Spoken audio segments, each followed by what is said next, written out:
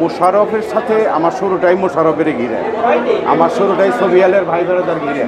চঞ্চল চঞ্চল বলেন, মোশাররফ বলেন, মুস্তফা সরোয়ার ফারুকী, এখন যিনি নাকি সাংস্কৃতিক বিষয়ক উপদেষ্টা, তাই না? মানে ছবিয়ালের যে ছবিয়ালের তো একটা চাঙি ছিল কোনো একটা চ্যানেলে, ছবিয়াল উৎসব। এখন আমি তো ওই ঘরনার লোক, কাজে মোশাররফ নিঃসন্দেহে ভালো একজন পারফরমার, ভালো একজন অভিনেতা, তাই না? মোশাররফের জায়গায় মোশাররফ ঠিক আছে। আসলে সত্যি কথা কি, আমি তো রক্ত মাংসের মানুষ, তাই না?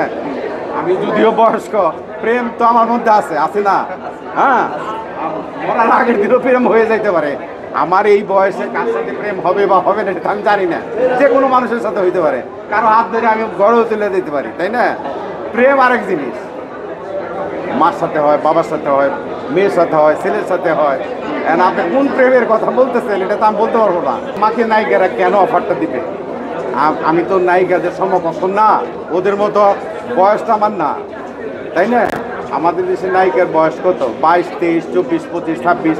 আমার বয়স প্রায় 50 ছুঁই। কাজে আমাকে কেন অফার দিবে, তাই না? নায়িকাদের আমি মেয়েদের মতন, আমার নিজের মেয়ে বা ভাগ্নি বা বোনের মতো আমি দেখি তাদেরকে। কেন আমি তাদেরকে অফার দিব বা তারাই আমাকে দিবে?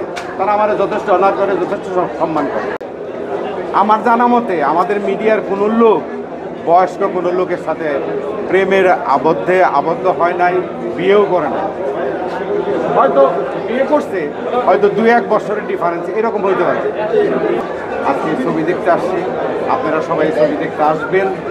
প্রতিটা দিনই যেন এরকমভাবে প্রত্যেকটা দিন উদযাপন করেন, এটা দর্শকদের উদ্দেশ্যে আমার বলা এবং আমার প্রাপ্তি।